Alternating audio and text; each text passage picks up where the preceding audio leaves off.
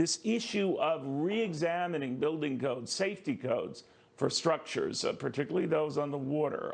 What do you make of that? Well, certainly, and Congressman Clyburn and I, we both have coastal areas and our districts are neighboring one another.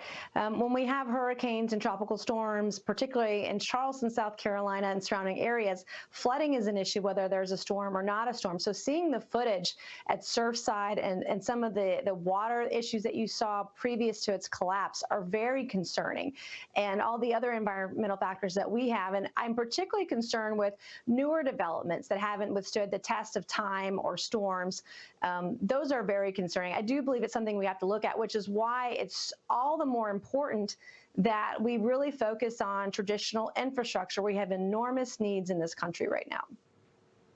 You know, a lot has been said about this rush to build, coastal areas themselves, sometimes within mere feet of the ocean. I know it's an issue that's come up in your state, and there are other locales where they keep buildings, residents with single family or high rises a ways from the ocean itself. That we don't know, Congressman, whether that was at all an issue here, and I don't want to jump the gun on that, but a lot of people are talking like that. Do we have to reassess that? Do you think we do? Well, I do think you're right that we need to take our time and see this site fully investigated so that we know what is actually happening and what is actually going on. And in fact, just before I came on your program, I just flew in from D.C. today. I read a headline online that there was another structure in D.C. That collapsed today. And so these are issues that will be top of mind. And once we see an investigation at Surfside, we'll be able to know if it was environmental, if it was construction and engineering issues rather. Got it. You know, Congressman, I'd be remiss. I mean, I was speaking to your colleague, House Majority Whip Clyburn, and one of the issues I wanted to bring up was a comment he made in the New York Times where he fears this defund the police movement that's sort of taken hold of some in the party is akin to cutting the throats of the Democratic Party. He's worried about it. It echoed concerns that I heard from Michael Dukakis, the former Democratic presidential candidate, who fears the same thing, that it's not a good strategy, in fact, a harmful one. What do you think of that?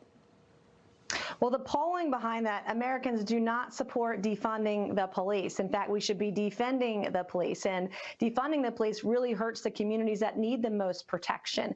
And to hear, Jen Psaki earlier this week say that Republicans want to defund the police. Well, this is sort of brazen gaslighting, and I think it's because they're trying to deflect from the increase in statistics we've seen of increased crime around the country. And then you have these far left progressives that are running campaigns based on defunding the police. It's a very dangerous message, particularly when crime is up.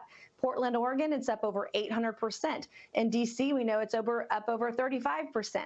But all across the country, cities, Charleston, where I am right now, we've seen an increase, which is the same as everywhere across the country right now.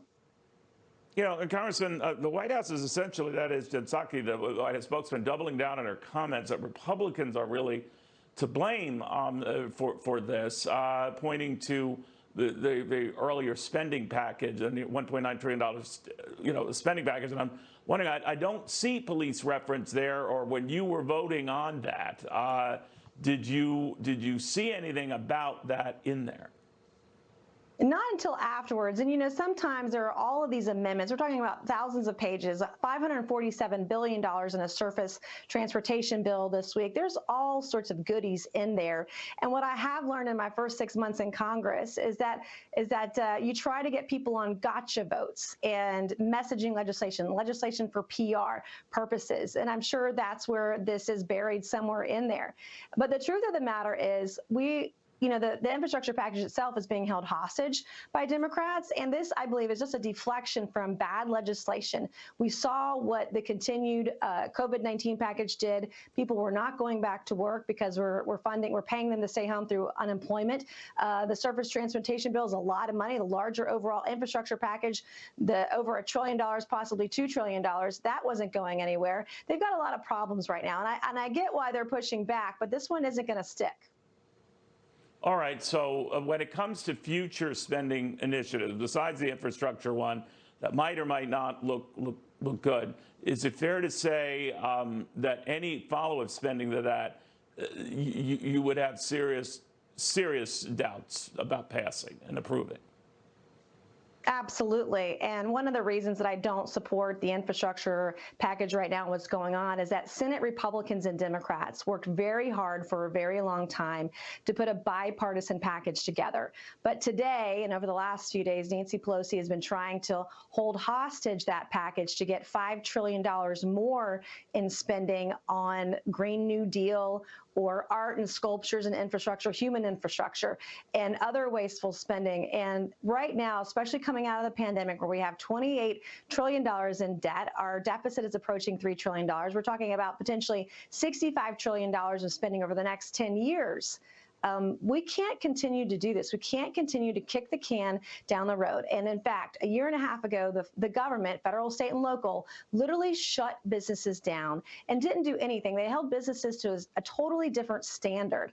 And I just wish the government would live by the same standards it imposes on other businesses. And right now is not the time to be raising taxes or spending more. We should all be looking at our checkbooks.